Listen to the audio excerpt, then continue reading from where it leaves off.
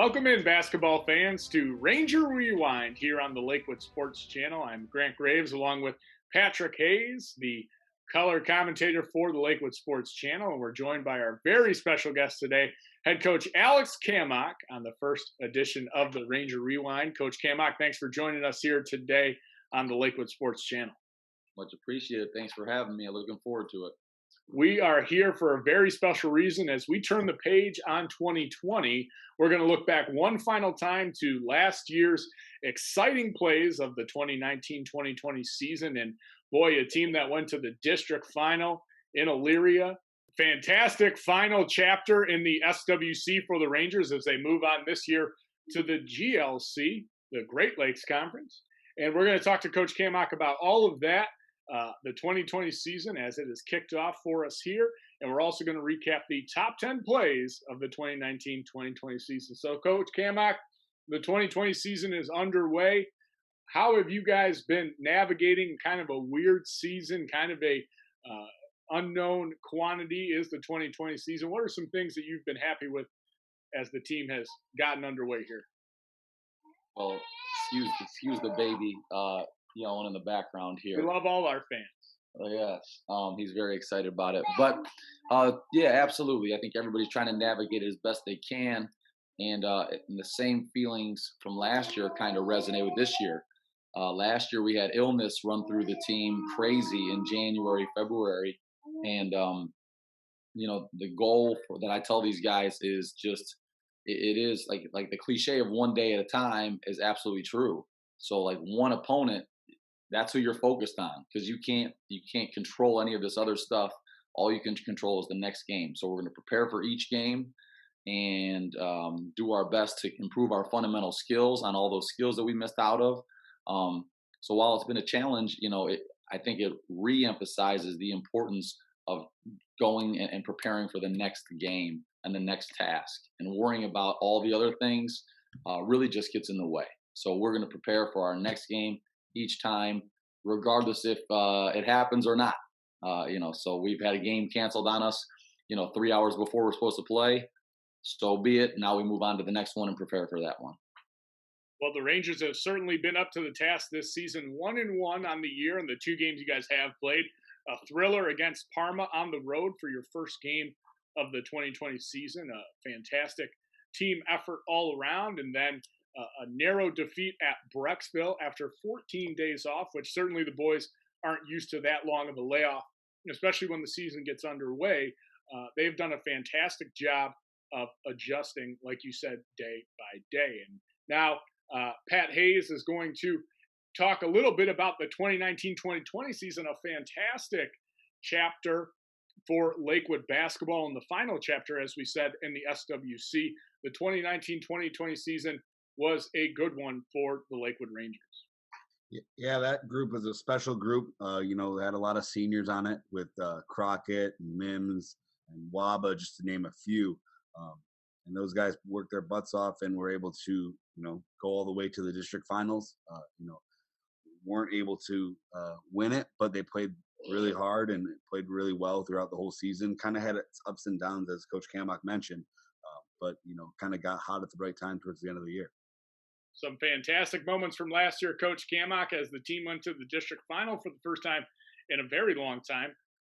And you had a lot of good key seniors on that team last year as well. Talk a little bit, as you sit here in now 2021, reflecting on the 2020 team. What comes to mind in some of your favorite memories from last year? Well, we went into a season really having no idea what was going to happen. And we were playing St. Ed's in game one, and it is still my belief that probably St. Ed's wins the state championship last year if they finish the year. They made it to whatever what the last round could possibly be. They won their last game by 20 against whomever. They were really good. So going into that game, we were really going to see who we were. And we came out and played about as well as you could play against those guys down the street. They have a guy who played football for the first time who went to Michigan State on a scholarship. They have a guy at Davidson and Huffman who's one of the best players in the area, Devontae Blanton. He's at, I believe, Northern Kentucky, some school in Kentucky. I mean, just loaded with talent. And we had a bunch of guys that really hadn't played varsity basketball. And, we lose it, but it really showed us what we could be if we were all, working as the collective. And we did a great job against them. And then we continue to, make progress throughout the year. And then at the end, when we got everybody healthy, we made a big run. And I know people were definitely nervous to see us in the playoffs, and for good reason. Well, that rang true as the season progressed. Again, in the SWC, your guys' last season in there before you headed to the GLC. Midview, a very strong team last year in the SWC. Some key run-ins with conference foes like Avon Lake, Berea Mid-Park, teams that traditionally you guys have always played close. Some very exciting games, and we're going to get into all of it here in our top 10 of the 2019-2020 season. I know I'm excited to relive some of these moments from all over the season as we get down here on the Lakewood Sports Channel on our first episode of Ranger Rewind, presented by the Lakewood Athletics Boosters.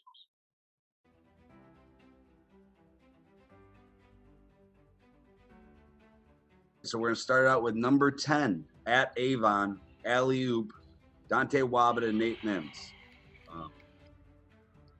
Do you remember that play at all? How it's always a tough place to play at Avon. It's a really good atmosphere. Their student section's usually under the hoop, so it kind of makes it a little bit more difficult. Can you elaborate on that game? Yeah, so a really, really nice thing to have in your toolbox is to throw the ball up and have a guy jump 20 feet in the air and catch it and dunk it. I always like when we can do that. We can't really do that this year. But yeah, just a play to start the game because they switch all the screens. So we try to get a switch situation and throw it up to Nate and give us some energy. You also try to, take their student section out of it or have their student section cheer for you. And also at Avon, we haven't had tremendous success shooting the ball because the rims are about as tight as a snare drum. So you got to make easy buckets around the rim to win there. Absolutely, and that really set the tone for the game and kind of for the season, I guess you could say. It was an early season game, so it was definitely a big play to start it out. Yep, definitely opened people's eyes about Nate Mims and kind of the things we could do as a group last year. Yeah, you could almost make a top 10 of Nate Mims plays all last year, and this is just one of them. Absolutely.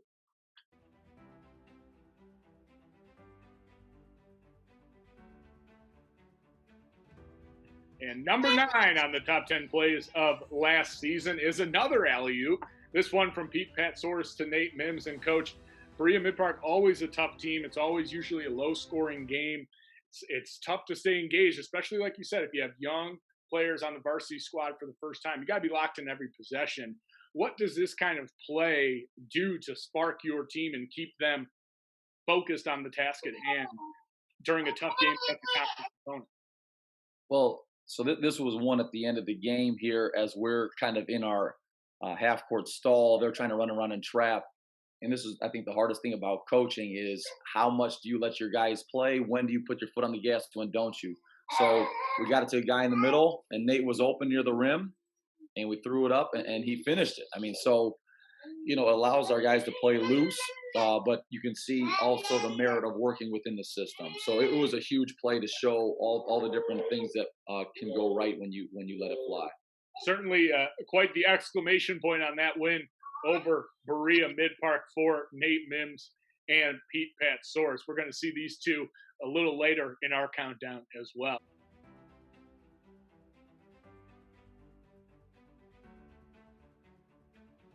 Number 8, another alley-oop. We seem to have a lot of them. Matt Bowerjack to Nate Mims. Nate Mims dunking the ball a lot last year. North Olmsted, tough conference team, back and forth. Matt with you got to credit him with the steal as well and making the cool play of throwing off the glass to Nate Mims. Can you, talk on that game? It's a home game. We hometown crowd kind of get everyone excited. Remember the energy it brought?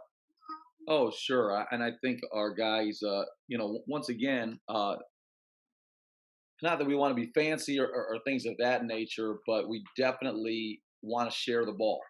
So, allowing guys to do this and share the ball, this puts emphasis on the fact that we like to share the ball. So while I'm not a huge fan of throwing it off the glass, even though we'll probably see it later in our countdown, um, it's hugely important that you emphasize sharing the ball. So while it seems a little fancy, it's also an easy thing for Nate to do. So it was a really fun play. And that was a really fun game. And you also got to credit Matt with the nice defensive play to lead to that, which was a pretty cool steal and, getting it up court and going.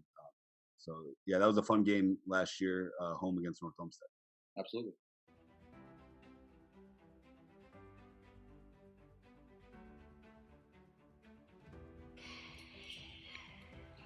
Number 7 on the top 10 of the 2019-2020 season is coined Dante's Inferno. And Coach, I know you're a well-read man, but we're not referring to the 14th century poem, Dante's Inferno, but we're actually talking about Dante Waba's barrage of three-pointers against Avon in the 2019-2020 season. He went off for 7 three-pointers. He shot 7 of 13 that night from 3. And when you got a guy that unconscious, how do you adjust the game plan to make sure he keeps getting shots?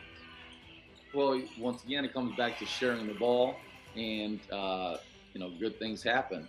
I think the other thing about some of these threes too is when a guy's hitting, that spaces the floor out a little bit more and allows eventually for other guys to get easier buckets as well, going to the rim, easier shots because they're concerned with a 3-point shooter. Coaches go crazy about that. How can he shoot it? How can he shoot it? He shot a couple from deep this game, as you'll see. But he's proven he can make some of those. So you got to let guys play a little bit. And here, once again, if you let guys play and preach sharing the ball, good things can happen. Well, it's a tale of two cities to keep the literature theme going here for number 7, because you go to Avon and you can barely squeeze a regulation ball into their rims. Right. You go to Lakewood and the floodgates open for a guy like Dante Waba with 7 3-pointers, a fantastic performance. And I know you've been around for some fantastic 3-point shooters in Lakewood High history: Pete Nelson, Wes Gerhardt, Mike Angers, to name just a few. Liam Daup comes to mind. And Dante Waba's 7 3-pointers in a game, that has to remind you of some of those past performances where we even saw double digits with some of those guys. Yeah. I've been around for Wes Gerhardt hit 11 in a game, which is a lot. That was about 5 days after Mike Angers hit 10 in a game against a Division I kid at Westlake. So it's when you make a bunch of 3-pointers, the game seems really easy, and it's a lot of fun for me as a coach because I get to take credit for some guy being awesome.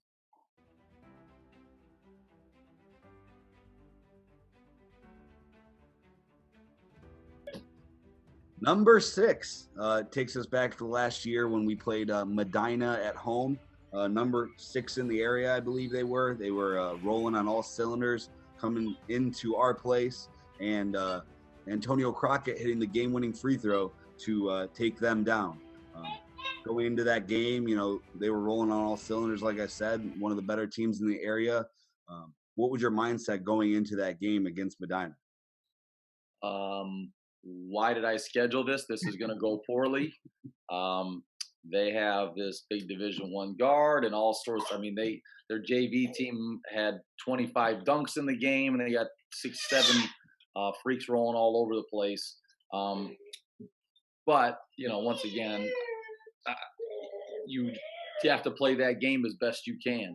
So we tried to make a few adjustments. We went down big to start, but then kept cutting back into it. And kind of the funny thing about the win is that we win it on an offensive rebound by Antonio Crockett, who was oversized by 3 feet and 50 pounds. So to do that and win it in that fashion just shows you the level of grit that we had against a eventual regional team. And going back to that, it seemed like that team last year really stepped up again when they needed to against big time opponents. Like you stated earlier, St. Ed's, they came out and played their butts off and played them as tough as anybody. What does that say about those guys from last year, like an Antonio Crockett? And I don't know if it's confidence in themselves or being a great teammate, but for me, it just makes me think they had tremendous buy-in to what we try to preach, and that's playing as hard as you can, playing good defense within the fundamentals of defense, and then sharing, passing the ball to each other on offense and making the right basketball play. So once again, I think you can always set yourself up for success if you do those things. When selfishness starts to kind of creep in, all of a sudden things go south real fast. And these guys were truly unselfish. Antonio being one of the most unselfish players that I've ever coached. What an X factor last year in a number of games. Yeah, kind of a silent assassin. Doesn't really talk much. Kind of just went about his business and did what he needed to do. Absolutely.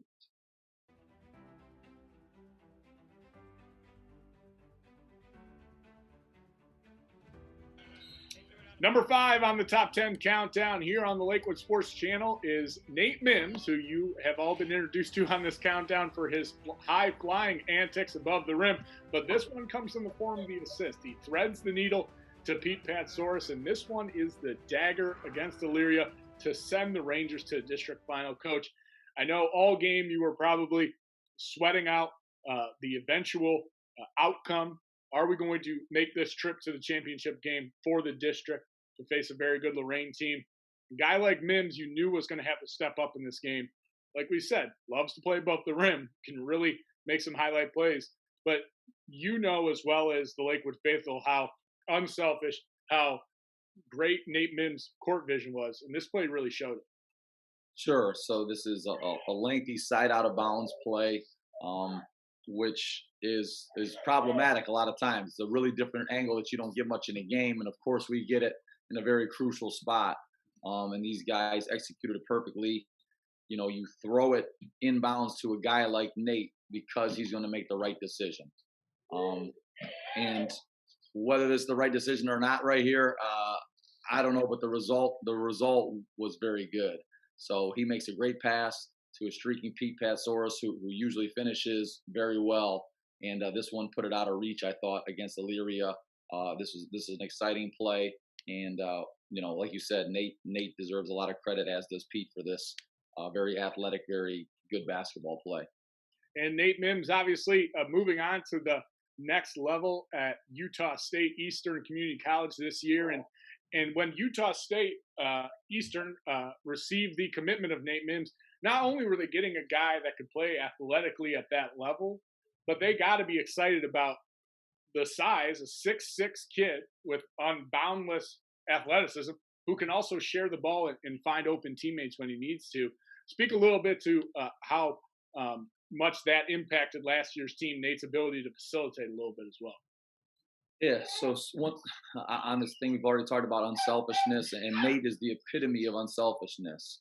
When your best player is the most unselfish guy, that's how you go to a district championship. That's how you win big games. Offensively, Nate was unselfish, but I think defensively, when your best player works his tail off defensively to do everything he can, that really makes a huge difference. So Utah State obviously is just thrilled to have him. They just singing his praises defensively, offensively sharing the ball. So we're glad once again that those things are working out well. We're very happy and excited to watch Nate Mims take off this season out there in Utah.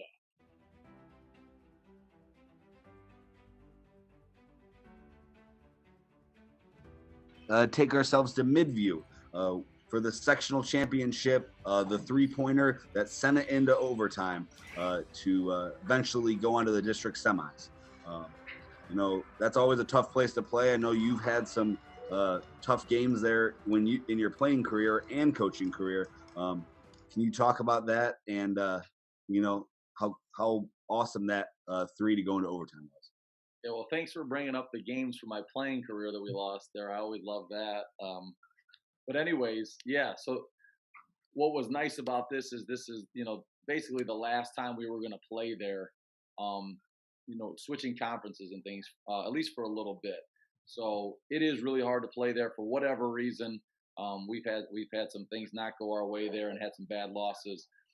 So that 3, sending it to overtime and then taking care of business in overtime, probably was one of the best wins in my career as a coach.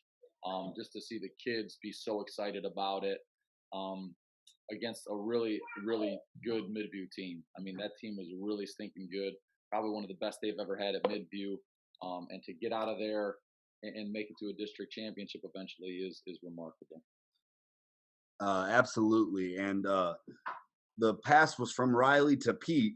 And can you talk about how, this is later in the year, Riley only being a sophomore last year, stepping up, and how he progressed throughout the year?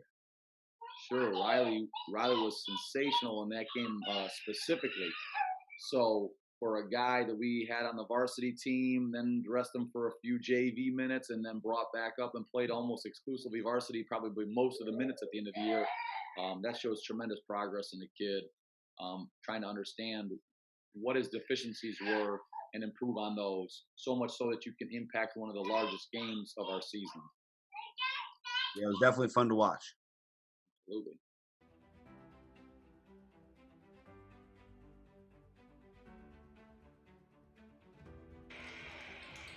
Number 3 on the countdown, we're getting to the bottom of this top 10 list for the 2019-2020 season, and this play comes from the very beginning of last season's quest for a district final championship, and it comes from Nate Mims running all the way down court to deny Grant Huffman at the rim, a classic chase down block that those of us in Cleveland are very familiar with. And Coach, you got players like Huffman and Mims going at it all game. It seemed like they were trading punches all game, and this one was obviously the athletic exclamation point on the duel between Mims and Huffman in this one. Huffman obviously is playing at Davidson now. 4-year starter for St. Ed's, has won at least one state championship. And just to watch two awesome athletes go at it is pretty fun. So really impressive. That's what makes this play high on our list, even though it was a game we lost and a tough one. It was awesome to see some of the explosive plays that happened and kids really stepping up and playing hard. So this is an unbelievable block against an unbelievable player. And you got to imagine this was a game against St. Ed's where you guys trailed a little bit in that second, third quarter area. The game started to get away from you guys a little bit, and then you guys were able to mount a comeback and get it to within a few possessions and really challenge Ed's at the end of this game. And Nate Mims is kind of always on time when the need for a big play or spark for the team is needed. Talk about how this kind of spurred the boys on. You're going to need to have hope and faith if you're going to beat St. Ed's or compete with them, especially in the first game of the season. You got to believe this play was the spark that did that. Yeah, I mean, I think it shows you that we can match a little bit of their athleticism. Now we can't match it up, from 1 to 12, but definitely having a guy like Nate helps that. We've seen Pete in the top 10 countdown, make some big plays. We saw Antonio make big plays. And I think kind of the idea is we have several guys that can do really, really good things. And when you have those guys and they buy in defensively, you put yourself in the game. And so we were competitive in the game, just couldn't make the shot when we needed to. And you have to make them against St. Ed's when you're open because it's very infrequent. Absolutely.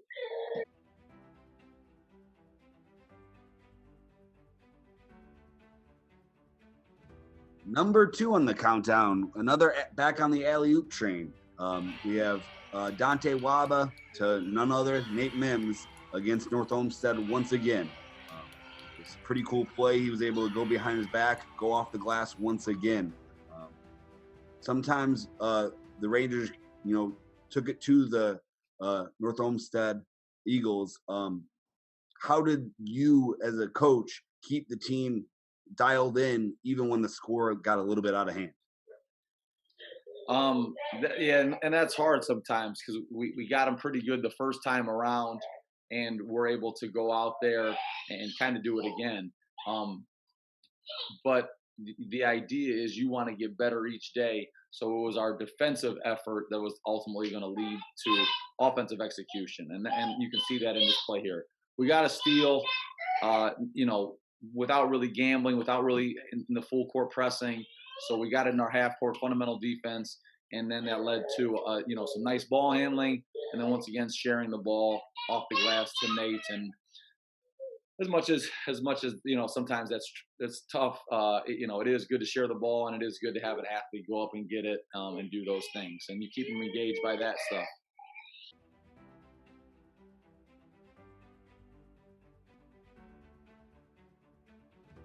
And our final play on the top 10 countdown of the 2019-2020 season, and it's none other than Pete Patsaurus. A fantastic junior year for Pete was punctuated with his game-winning shot over conference champion Midview.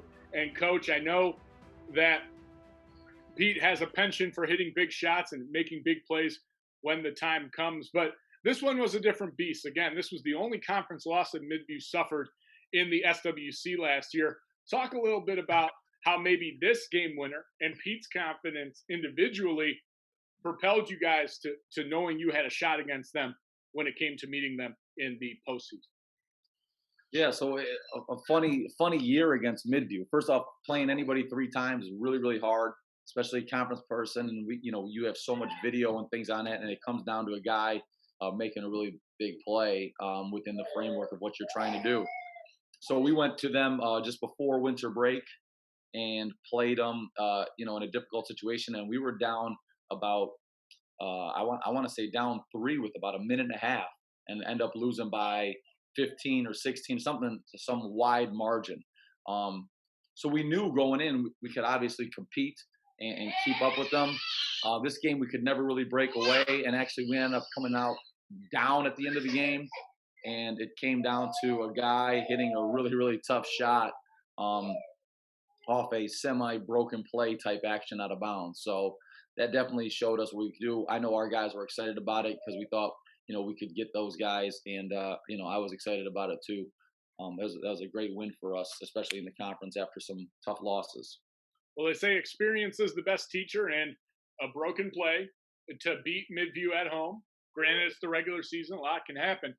But you talk about a broken play, a corner 3, this time on the opposite end of the half court for Pete Patsaurus, and a similar shot that he hit against them to force overtime in the playoffs. It is kind of those types of moments that made 2020 and the 2019 season such a special one for the Lakewood Rangers. And as you sit here ready to take on 2021 with this year's squad, what are some things that you think the returning players took away from their experiences last year? A district final, upsets, buzzer beaters, sharing the ball, digging in defensively. Those are all tenets of the 2019-2020 team. What have you seen so far that has carried over, and what are you hoping that this team will develop like last year's squad? Well, I think I like most that our guys are defensive minded. Maybe it didn't look like in their last game against Brecksville, but they are trying to do these things. And we've just missed the repetitions that we need to be as efficient as we should be. The other thing that hopefully they understand, because we have talked about it, even though I don't want to live in the past, the margin of victory or defeat is always so slim. It is rare you win a game by double-digit points. It is rare you win a game, by 20 points. And even that, if you win a game by 20 points, you won each quarter by 5 points. That doesn't sound like that much when you break it down to the slimmest of margins. So we talk about that we're never going to just blow somebody out. So the little things really matter, and these guys are starting to get there. Once again, we're just missing out on some of those repetitions from not having summer basketball or fall basketball and a limited preseason. So we'll get there, and it'll take time, and hopefully these guys go one day at a time and understand that it is a process. Absolutely. As we move into the next phase of this process, which is a GLC matchup with Valley Forge here coming up on the Lakewood Sports Channel. And Pat, you had a few thoughts on Valley Forge that you wanted to ask about to Coach Cammock before we tip off here on the Lakewood Sports Channel. So yeah, first time playing Valley Forge in the new conference. What are your keys to the game with having the layoff from Christmas and getting back after he played a game, then had 2 weeks off, played a game, and then had a little bit more break again. So What Yeah, so the last game was definitely a learning experience. We won a close game and we lost a close game. Um, the margin is so small, but this is a really good Valley Forge team. They get after it on the glass like crazy. Sledge gets all over the glass. We must rebound the ball. You have to rebound against these guys in order to put yourself in a position to win. And then you also have to understand personnel. Some guys are definitely more shooters, and some guys are more drivers. So we have to understand who we're playing and what we want to accomplish. And then defensively, we have to limit them from straight line drives again. We didn't do a very good job against Brexville of limiting their straight line drives. We have to eliminate those, make sure we box out aggressively, and just go get the ball off a rebound. Offensively, we'll be fine in any game we play. We have plenty of firepower. We'll get our shots, we'll make them, we'll be okay. 14 3-pointers for the Lakewood Rangers against the Brexville Bees last time out here on the Lakewood Sports Channel. We're hoping that you're tuning in for Valley Forge in Lakewood here at 7:15 p.m. tip-off from Lakewood High School, and we're hoping the threes will continue to rain down for the Lakewood Rangers as we bring you all the action here on the Lakewood Sports Channel. Along with Pat Hayes and myself, Grant Graves, we want to thank Coach Alex Cammock for his time breaking down the top 10 plays of the 2019-2020 season. Coach, good luck tonight. We're excited to bring the action, and go Rangers. Go Rangers.